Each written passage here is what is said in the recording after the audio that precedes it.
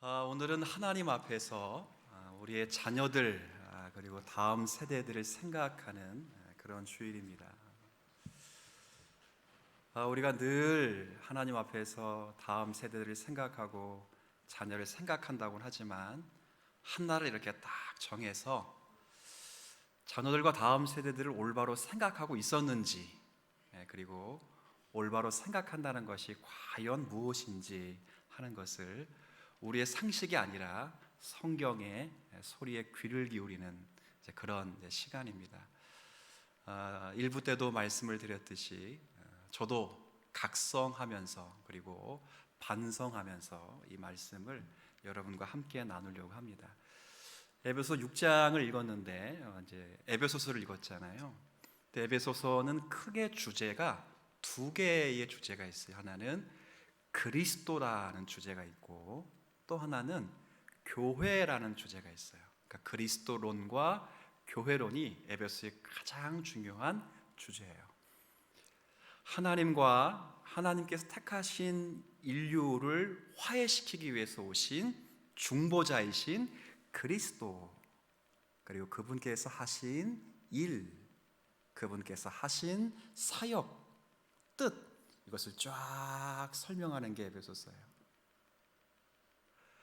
그리고 그 그리스도의 일과 사역으로 말미암아 그리스도와 연합된 교회, 이 교회가 얼마나 영광스러운지, 그리고 그 영광스러움은 그리스도의 영광스러움이기에 그리스도가 교회를 위하여 일과 사역을 하셨듯이 동일하게 세상을 향하여 교회는 그리스도의 몸으로 확장돼요. 이 땅에 예비단 주의 백성들에게 그들도 주의 몸이 되는 그 사명을 갖고 세워지는 게 교회라, 이렇게 이야기를 하는 거예요. 이제 후반부에 가면 이런 영광스러운 교회의 영광을 위하여 주의 몸된 교회에 속한 성도들이 어떻게 살아야 하는가를 가르치는 내용입니다. 특별히 오늘 읽게 되는 부분은 가정생활에서 어떻게 살아야 하는가 하는 거예요. 부모와 자식 관계에서 부모는 어떤 역할을 해야 되고 자녀는 부모를 어떻게 대우해 드려야 되는가, 이 부분을 설명하는 일입니다. 굉장히 에베소서 관점에서는 중요한 본문입니다. 우리가 에베소서 많이 들어보신 지역이기도 합니다. 지금도 세계 고대 문명지 가운데 4개 중에 하나라 꼽힐 정도로 아주 찬란한 곳이었습니다.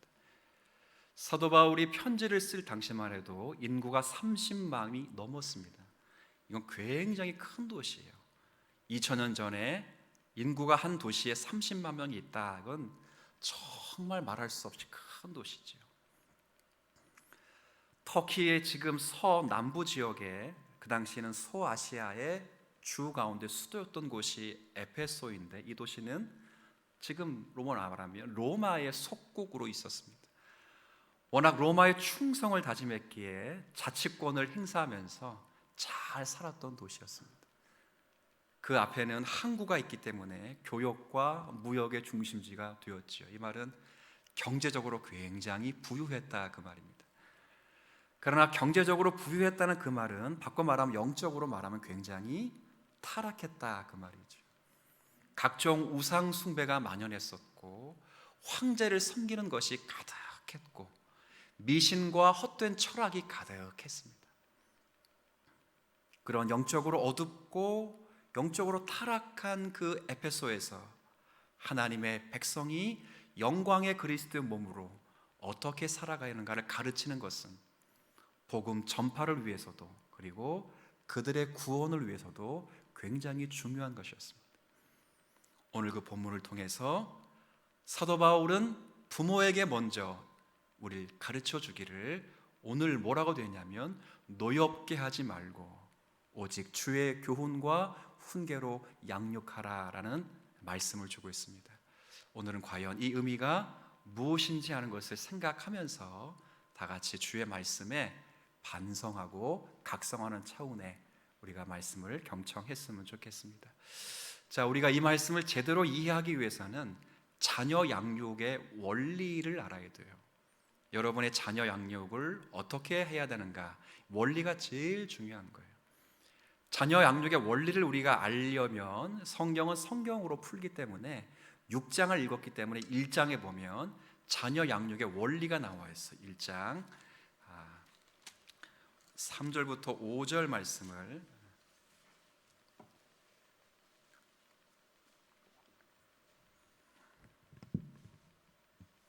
3절부터 5절까지 말씀 다 같이 한번 읽어봅시다. 시작.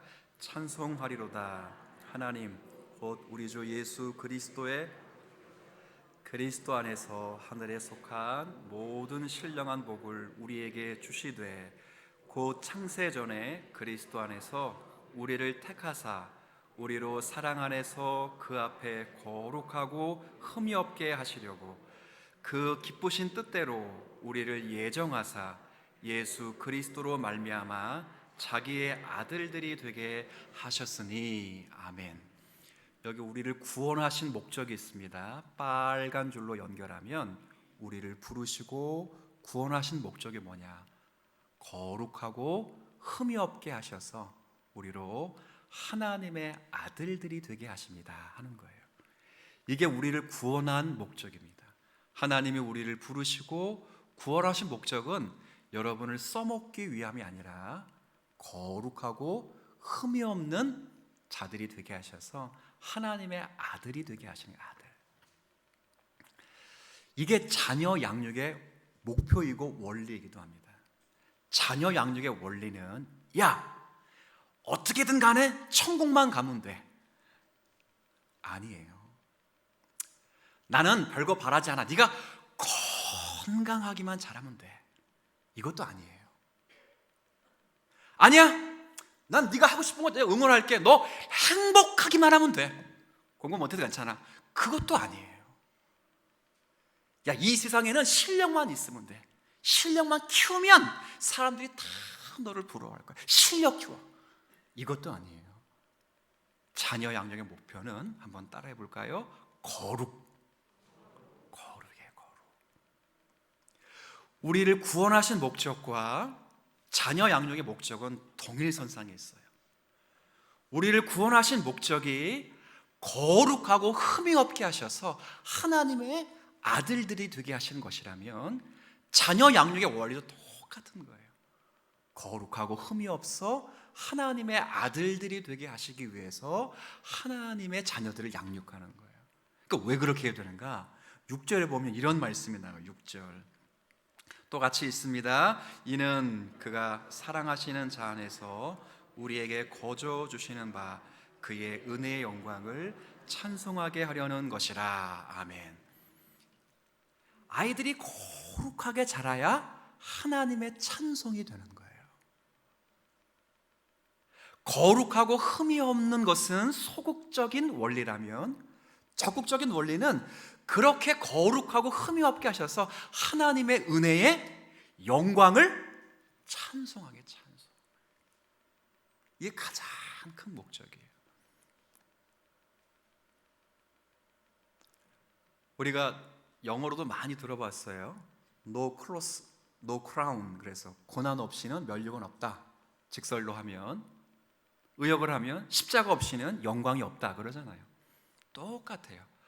거룩함이 없으면 영광이 없어요. No holiness, no glory예요. 정말 우리가 거룩함이 없이는 하나님께 영광이 되지 않아요. 이게 자녀 양육의 목표예요. 그때 우리는 자녀 양육을 하는 데 있어서 가장 먼저는 소명을 깨닫는 거예요. 자녀 양육이 무엇을 가르치는지, 자녀 양육의 원리와 목표가 무엇인지를 깨닫는 거예요.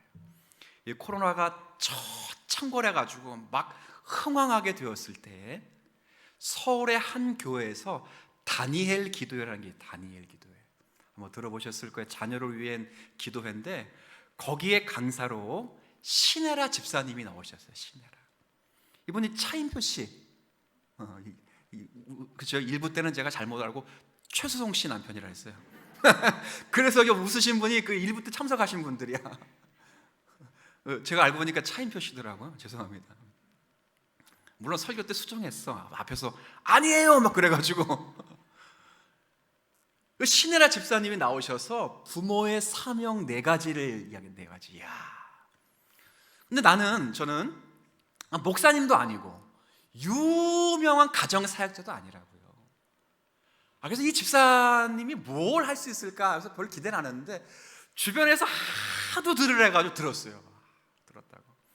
생방은 못 들은 거죠. 그러니까 제 방을 들은 거지. 근데 이분이 이야기하기 전에, 강의하기 전에 이런 말을 먼저 해요. 자기가 여러 자리에 서봤대.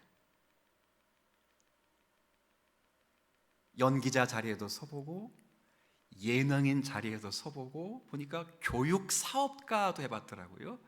교육사업가 자리에도 서봤대. 근데 가장 힘든 자리가 부모의 자리예요. 부모의 자리.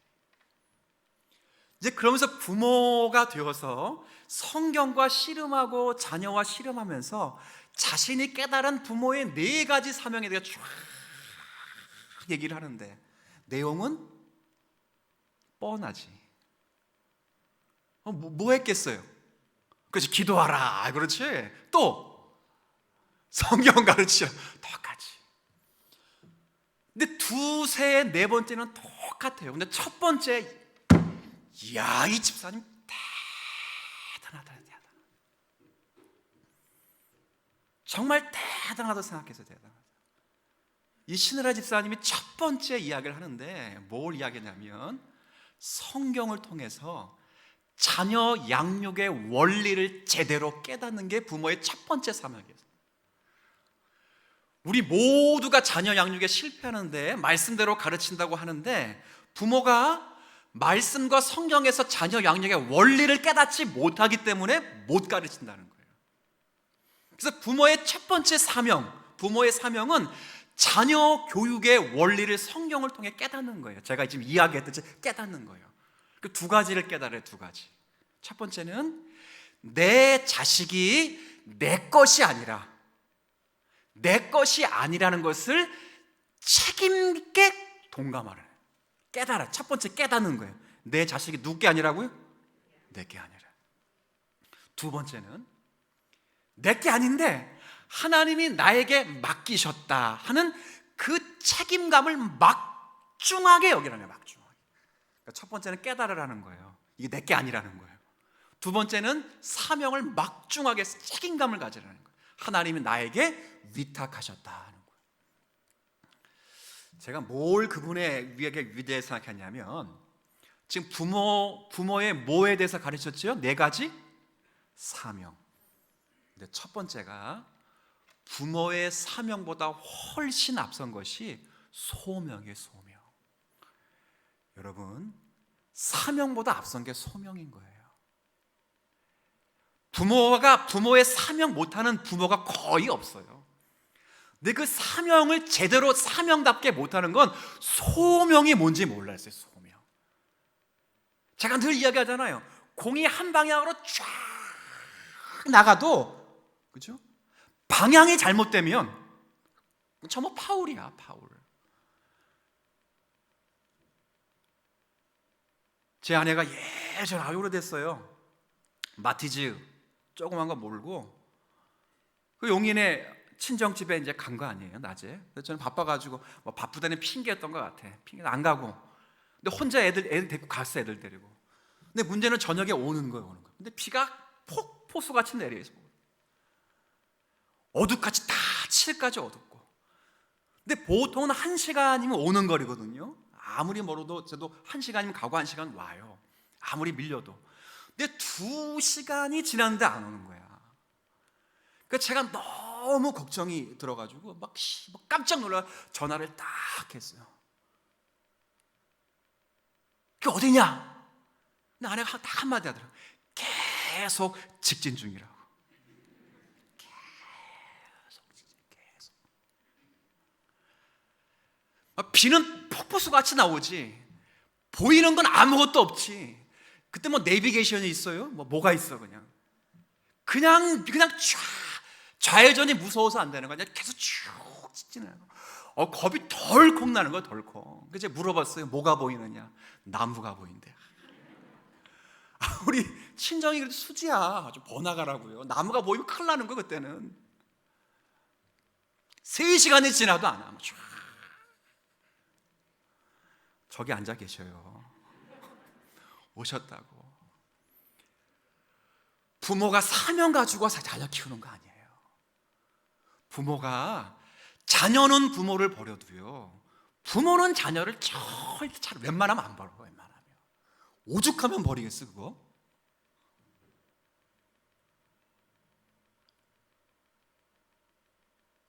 강남 갔던 제비가 돌아오잖아요, 그죠?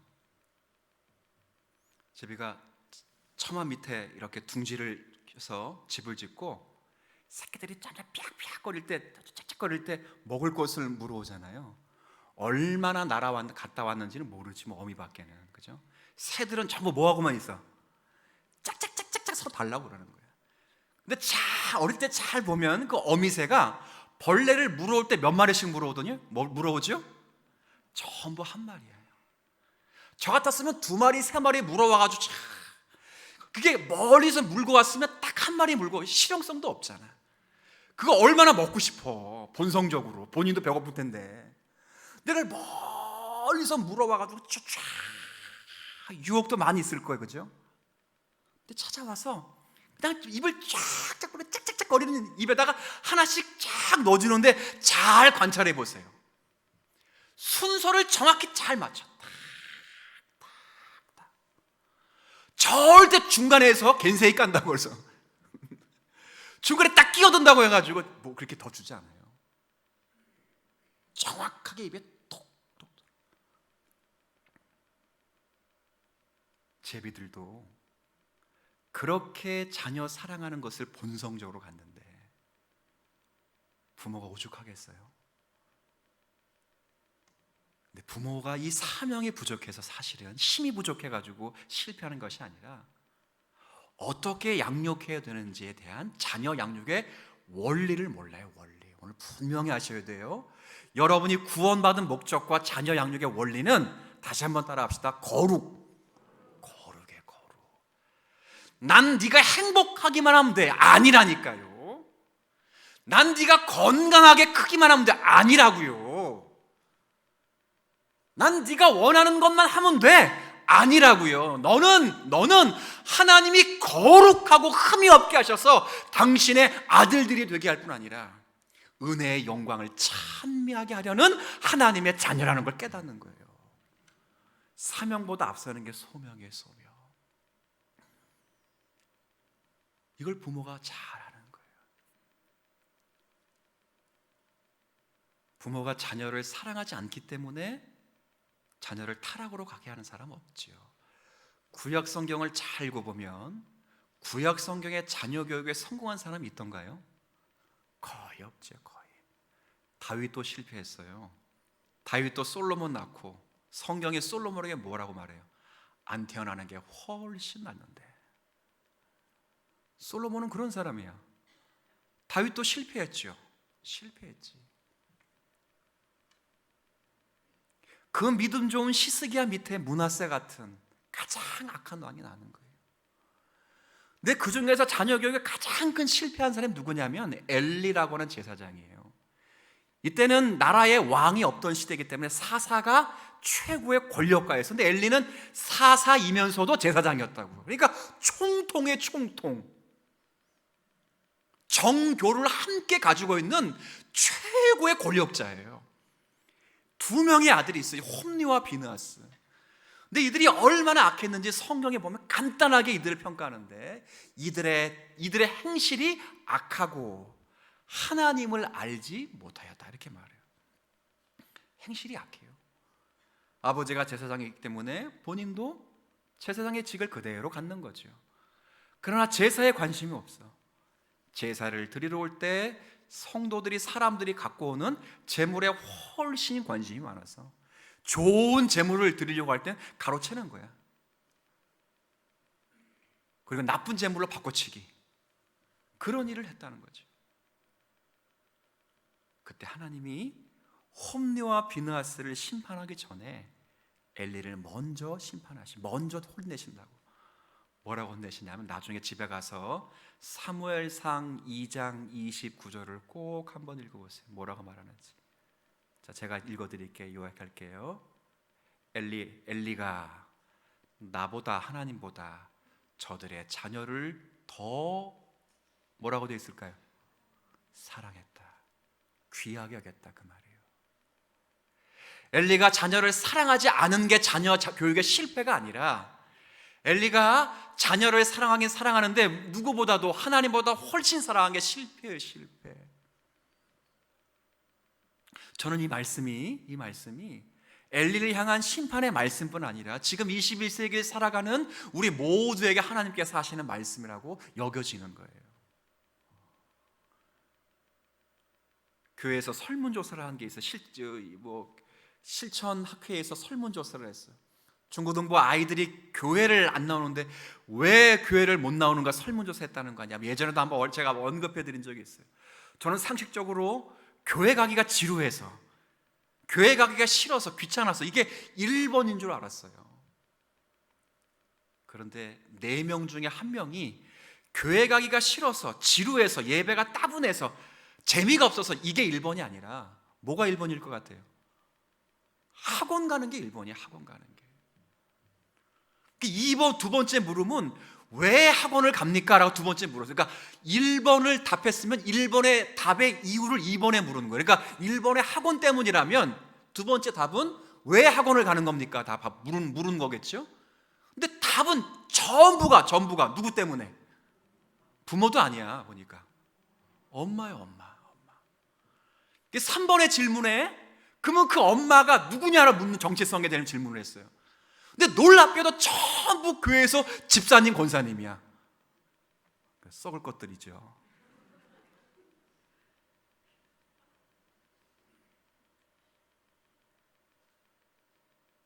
뭘 배우겠어?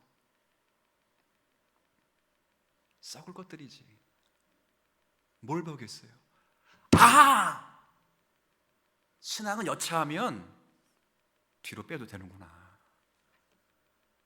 중요할 때는 신앙은 까먹어도 되는구나. 그걸 배우는 거예요. 물론 부모가 그렇게 학원 가라 그랬어요. 나는 네가 열심히 공부해서 좋은 대학 가서 훌륭한 사람이 되라고 이렇게 배웠지, 가르쳤지. 그렇게 학원 보낸 거죠. 그러나 자녀는 언제든지 우선순위가 바뀔 수 있겠구나, 그걸 깨닫는 거예요. 그렇게 하면 안 돼요. 그래, 종성아, 나는 네가 명문대 가기를 간절히 원해. 그러나 나는 네가 명문대 가는 것보다 하나님을 경외하는 사람이 되기를 바래. 이럴 때 한번 아멘을 언제 할 거예요?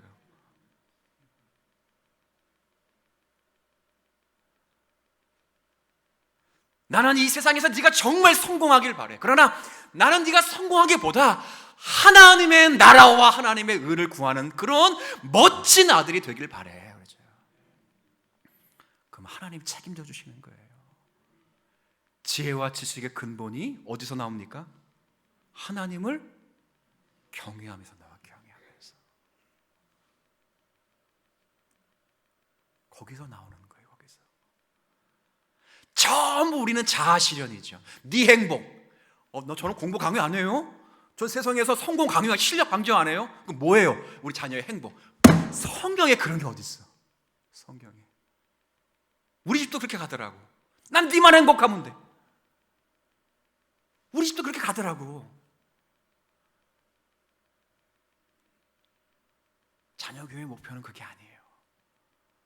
성경에서 말하는 자녀 교육의 목표는 거룩하고 흠이 없는 자들이 되어서 하나님의 아들들이 되게 하는 아들들이 되는 거예요. 이걸 분명히 해야 돼요. 분명히. 오늘 본문에 제가 이 일을 하기 위해서 2가지를 말씀드릴 거예요. 첫 번째는 사랑이라는 것이고, 두 번째는 양육이라고 하는 거예요. 양육.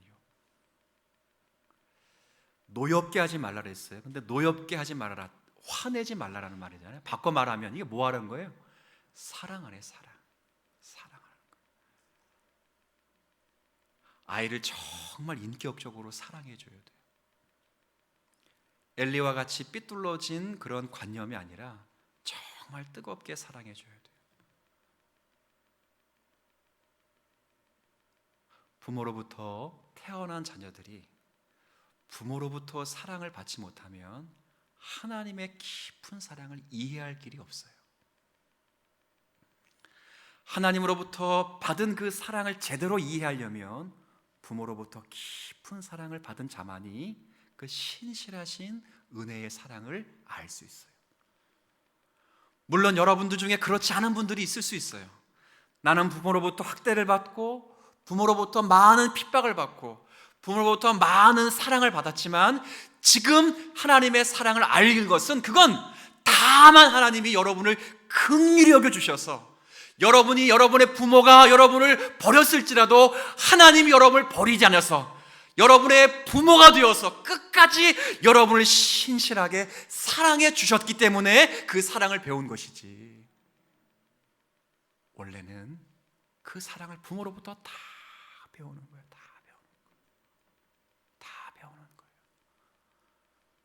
프랑스는요, 아이가 태어나면 2년 반 되면 국가가 다 뺏어갑니다.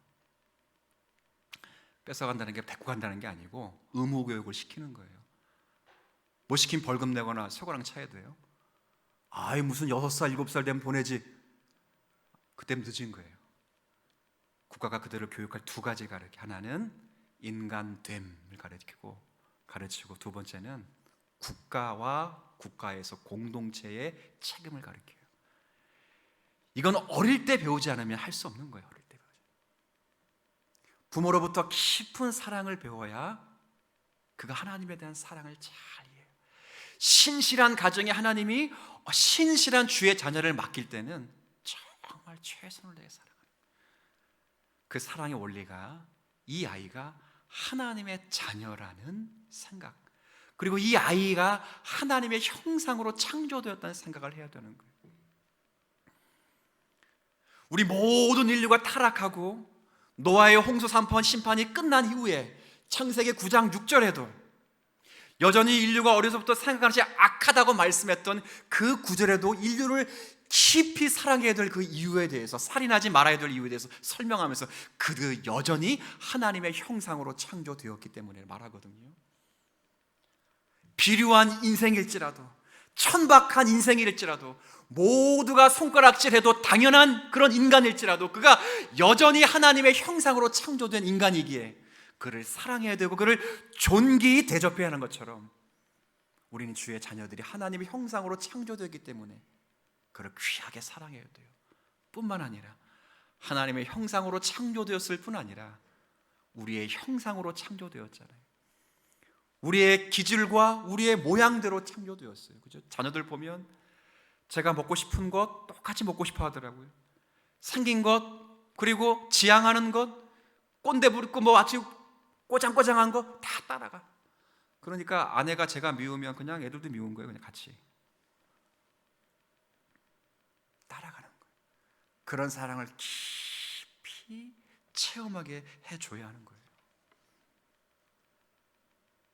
여러분, 이걸 누가 하는 거예요? 오늘 본문에 보면 6장 4절에 보면 아비들아라고, 아비들이 해줘요. 아비들이. 왜 아비들이라 이런 말을 표현해 썼을까? 여러 가지 생각이 있어요. 그 중에 하나가 언약의 공동체 가정 가운데 지배권이 아버지에게 있기 때문에 그런 표현을 썼을 것은 분명해요. 그러나 곰곰이 생각해 보면 이 표현은 자녀 양육을 전부 거의 아버지들이 누구에게 양도합니까? 전부 아내에게, 부인에게 양도해 버리는 거예요. 아버지가 해야 돼. 아버지가 뜨겁게 사랑하는 거예요. 여기 아버지 계시는데 아버지들 많이 계시잖아요. 자녀들을 향하여 미안하다 한 말을 해본 적이 언제 있어요? 내가 정말 미안하다. 내가 너를 정말 미안하다. 눈물로 그렇게 아들에게, 딸에게 용서를 구해본 부모가 있어요. 직장 상사에게는 미안하다 말 잘하고, 또 자기보다 나이가 어리지만 직장 하대 밑에 사람들에게는 하대하면서도 미안하다고 잘 이야기하는데 부모가 자녀에게 미안하다 말하기는 굉장히 어려워요. 저도 어릴 때 잘 못 듣고 살았어. 그런데 내가 결혼하고 아버지로부터 미안하다라고 라는 말을 들을 때 그 전까지 가졌던 모든 아버지에 대한 모든 원망들이 그냥 눈녹듯이 샥 녹아지는 거예요. 아버지가 뜨겁게 사랑해줘요. 뜨겁게. 내가 너를 하나님께로부터 받고 너가 거룩하고 흠이 없는 하나님의 아들들이 되게 하는 일에, 그래서 하나님은 너를 통하여 은혜의 영광을 찬미하게 하시기 원하시는데 내가 그 일에 너에게 소홀히 했다. 제가 인도 영화를 참 좋아합니다. 근데 인도 영화 가운데 당갈이라는 영화가 있어요. 당갈. 이 단가는 힌디어거든요. 레슬링이라는 단어예요. 이 영화에 보면 남자 주인공이 싱포갓이라는 사람이 나는데, 이 싱포갓이 누구냐면 레슬링 전직 레슬링 선수인데 아버지의 반대로 인해서 레슬링 꿈을 포기하는 거예요. 국제 대회에 나갈 실력이 있었는데 아버지가 워낙 반대해서 꿈을 포기하고 접었어요. 근데 꿈을 포기하고 접었는데도 이 마음속에는 끊임없는 갈구가 있는 거예요. 그래서 싱포갓이라는 주인공이 끝까지 이 꿈을 유지한 채 자기의 아들들이 태어나면 아들들에게 레슬링을 시켜야 되겠다, 이제 그 꿈을 가졌어요. 근데 놀랍게도 주구장창 내리 딸만 나는 거예요. 딸 전부.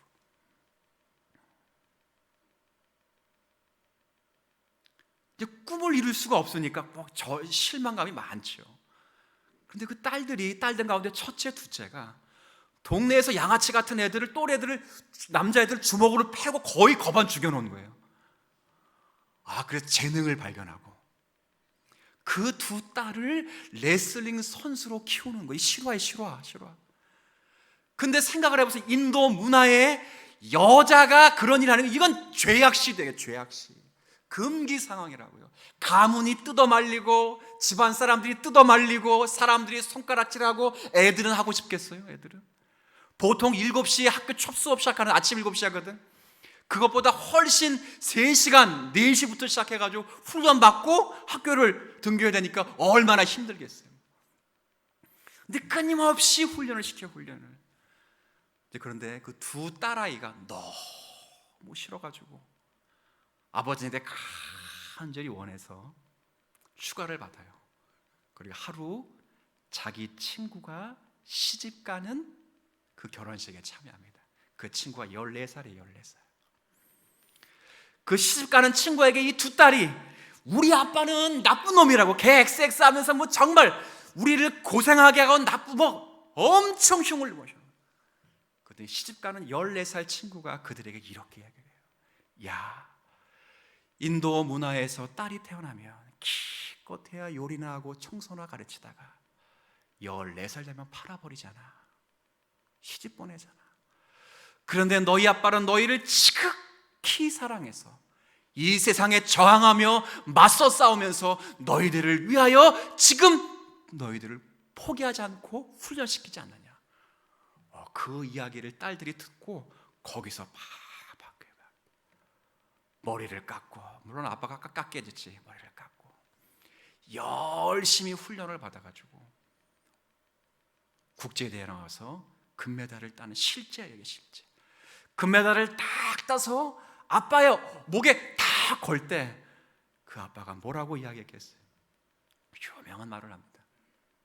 실제 했던 말이라고 하더라고요. 너의 메달은 너 하나의 승리가 아니라 여성은 열등하다고 하는 인도 문화에 대한 저항이며 이 인도 문화의 여자 아이들에 대한 승리다. 아버지의 사랑이 바꿔놓는 거야. 아버지의 사랑. 뜨겁게 사랑해줘야 돼요. 내 아들로 내 딸로 태어났지만 사실은 그리스도 예수 안에서 하나님이 작정하신 자녀이고 이 땅에 사람으로 태어나게 하셨으며 사람으로 태어나게 하신 것이 태어나지 않는 것보다 훨씬 유익하기 때문에 하나님이 그를 내 아들로 내 자녀로 부르신 거예요. 뜨겁게 사랑해줘요. 뜨겁게. 사랑만이 사람을 바꾸는 겁니다. 매가 사람을 바꾸는 게 아니에요. 성경 잠언에 보면 매를 대지 않는 것은 자식을 사랑하지 않는 것이다, 이렇게 말하는 게 1차적으로 저와 여러분에게 하는 말이 아니에요. 하나님이 우리를 향하셔 하신 말씀이에요. 왜 하나님이 자기 백성을 매질하시는가? 사랑하기 때문에 그렇다는 거예요. 사랑하기 때문에. 자녀를 매질해야죠. 그러나 매가 사람을 바꾸는 게 아닙니다. 회개에는 두 가지가 있어요. 복음적 회개와 율법적 회개라는 것이 있어요.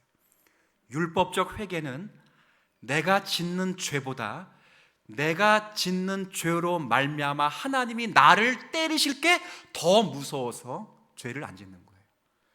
죄를 탐닉하는 즐거움보다 죄를 탐닉하고 날 때 하나님이 정말 죄에 대해서 심판하실 때 그 죄가 무서워서 회개하는 거예요. 죄를 지키면 하나님 나를 때리실 텐데, 하나님 말씀에 불순종하며 하나님 나를 혼내실 텐데, 그게 워낙 무서워서 죄를 안 짓는 건, 이건 잘하는 거예요. 이것도 잘하는 거예요. 그러나 그게 사람을 바꾸지 못해요. 사람을 바꾸는 건 사랑이에요. 사랑. 이걸 복음적인 회개라고 해요. 죄를 지어서 죄에 대한 심판 때문에 하나님이 나를 때리시는 것 때문에 죄를 안 지는 것이 아니라, 이 죄 때문에 하나님의 영광의 광채이시요 본체의 형상이신 그리스도 예수께서 이 땅에 오시고 우리의 몸을 입고 이 땅에 사시는 중에 십자가에서 자신의 살을 찢으시고 우리의 죄를 위하여 우리의 하나님의 거룩하신 피를 흘리신 중에 나를 위해 돌아가셨는데, 내가 다시 죄를 지으면 그리스도를 십자가에 다시 못 박게 되는 것인데 하는 그 마음 때문에 죄를 안 짓는 거예요. 사랑 때문에 죄를 안 짓는 거죠. 사랑이 바꾸는 거예요. 그게 노엽게 하지 않는 거예요. 우리 사랑하는 주님 사랑교회에 속해 있는 모든 성도들이 우리 자녀들을 뜨겁게 사랑할 수 있는 은혜가 있기를 주의 이름으로 부탁을 드립니다. 두 번째는 양육하는 거예요. 양육이라는 것은 나무 한 그루가 제대로 서기까지 필요한 모든 작업이에요. 묘목을 심고 물을 주고 버팀목을 만들어 놓고 가지를 치고 열매를 고르는 모든 작업을 양육이에요. 어느 한 시점에 딱 한 번 개입한 것을 양육이라 말하지 않고 전부를 양육이라고 말해요. 근데 양육을 어떻게 하라냐면 오직 방법은 딱 하나예요. 주의 교훈과 훈계로 하래. 교훈은 책망을 가리키는 단어고 훈계는 교정을 가리키는 단어예요. 책망과 교정을 하는 거예요. 근데 무슨 책망과 무슨 교정이냐? 주의 교훈과 주의 책망과 교정이에요. 주의 교훈과 훈계예요. 하나님의 말씀으로 할 말씀으로. 이 말은 바꿔 말하면 열심히 훈계하기 위해서 말씀을 인용하지 말라는 거예요. 부모들이 그러죠. 부모들이 성경이 뭐라 그랬어? 매번 그런다고. 근데 잘 들어보세요. 성경이 뭐라 그랬어 말하는 게 진짜 성경을 가르치기 위함입니까? 아니면 자기가 열심히 떠들어대고 자기 말 맞다고 성경 꺼내는 겁니까? 자기 말 맞다고 성경 꺼내는 거야. 성경에 뭐라 그랬어? 그럴 때는 그게 성경을 가르치는 것이 아니라 잔소리 쫙 하다가 자기 말이 맞다는 것을 성경으로 그냥 끌어서 인용하는 것이라. 그러지 말고 정말 성경이 어떻게 자녀를 책망하고 어떻게 교정하는지를 가르쳐 주라는 거예요. 그럼 이 일을 하려면 부모가 하나님의 말씀에 깊이 체험을 받아야죠. 부모가 하나님의 말씀을 깨닫지 못하는데 어떻게 자녀들에게 하나님의 말씀을 부모의 입으로 가르치겠어요? 그러니까 전부 이걸 교회 학교 교사들에게 전가해 줬다니까요. 제가 늘 말하지만 주일학교가 생긴 건 100년밖에 안 됐어요. 기독교 역사 가운데 1900년 동안은 주일학교가 없었어. 주일학교가 생겨난 건 100년 안쪽이에요. 둘 중에 하나지. 그 1900년 동안 기독교 역사가 틀렸든 아니면 우리가 틀렸든 1900년 동안 없었다고. 모두가 자녀와 함께 예배를 드려서 부모가 자네 예배 시간 차도 되는구나. 부모가 이때 아멘 하네? 이때 아멘 하는 거구나. 부모가 성경책을 안 가져오네? 안 가져도 되는구나. 배우는 거예요. 전부 주일학교는 실용적인 대안의 차선책으로 잠시 필요한 것이지 영구적인 위탁이 아니에요. 이걸 부모가 해요. 부모가 내가 명하는 것을 부지런히 마음에 새기고 내 자녀에게 부지런히 가르치는 거예요. 근데 부모가 주의 말씀을 읽지 않는데, 부모가 주의 말씀으로 변화되지를 않는데, 부모가 주의 말씀의 깊이를 체험하지 못하는데 어떻게 주의 자녀를 양육할 수 있겠습니까? 저는 주님 사랑교회에 속해 있는 모든 분들에게 먼저 이야기를 합니다.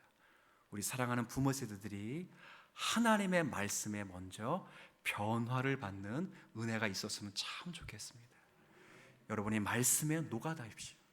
이 말씀으로 내 인격이 주님을 만나셔야 합니다. 만나셔야 합니다. 그거 없이는 하나님의 자녀를 양육할 길이 없습니다. 제가 오늘 말씀을 전하면서 저부터 반성하면서 모르는 이야기를 하는 게 아니죠. 다 아는 이야기죠. 다시 한번 정비하십시다. 자녀 양육의 목표, 다음 세대 양육의 목표는 거룩입니다. 거룩하고 흠이 없게 하셔서 하나님의 아들들이 되게 하여 저들이 하나님의 은혜의 영광을 찬송하도록 하기 위함이다. 이게 소명입니다.